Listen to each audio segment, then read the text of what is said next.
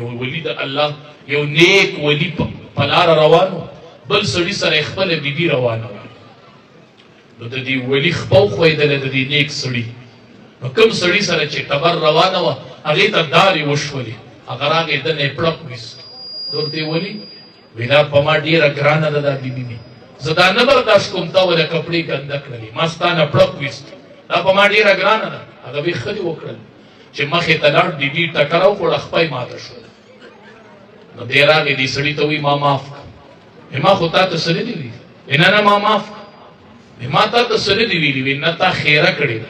ما نه ده کړی خیره زما خپه ماته شوله تا خیره نه ده کړی وی نه ما نه ده کړی وی خپه مې ولې ماته شوله هغه ورته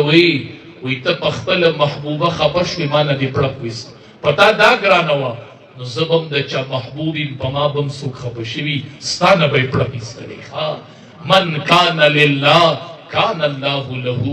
څوک چې د الله شي الله د هغه شي من کان لله کان الله له په مخ د ځمکه صرف د قرآن کریم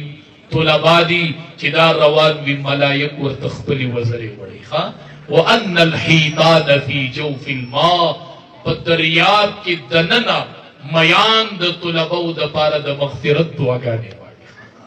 جوړو ډیر د قدر وړي د خپل قدر وپېژنئ خپل مقام وپېژنئ خپل حیثیت وپېژنئ د الله په نس خو ډیر لوړ مقام